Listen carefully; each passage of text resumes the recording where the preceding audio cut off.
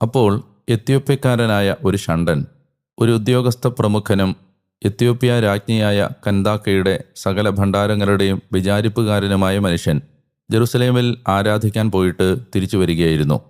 രഥത്തിലിരുന്ന് അവൻ ഏശയ്യാ പ്രവാചകന്റെ പുസ്തകം വായിച്ചുകൊണ്ടിരുന്നു. ആത്മാവ് പീലിപ്പോസിനോട് പറഞ്ഞു, ആ രഥത്തെ സമീപിച്ച് അതിനോട് ചേർന്ന് നടക്കുക. പീലിപ്പോസ് അവൻ്റെ അടുക്കൽ ഓടിയെത്തി അവൻ ഏശയ്യാ പ്രവാചകന്റെ പുസ്തകം വായിക്കുന്നത് കേട്ട് ചോദിച്ചു, വായിക്കുന്നത് മനസ്സിലാകുന്നുണ്ടോ? അവൻ പ്രതിവചിച്ചു, ആരെങ്കിലും പറഞ്ഞു തരാതെ എനിക്കെങ്ങനെ സാധിക്കും? രഥത്തിൽ കയറി തന്നോട് കൂടെയിരിക്കാൻ പീലിപ്പോസിനെ അവൻ ക്ഷണിച്ചു.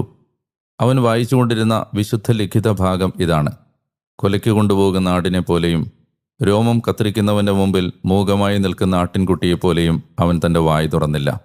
അവൻ്റെ നിന്ദിതാവസ്ഥയിൽ അവൻ ന്യായം നിഷേധിക്കപ്പെട്ടു. അവൻ്റെ തലമുറയെ ആര് വിവരിക്കും? അവൻ്റെ ജീവൻ ഭൂമിയിൽ നിന്ന് എടുക്കപ്പെട്ടു. ഷണ്ഡൻ പീലിപ്പോസ്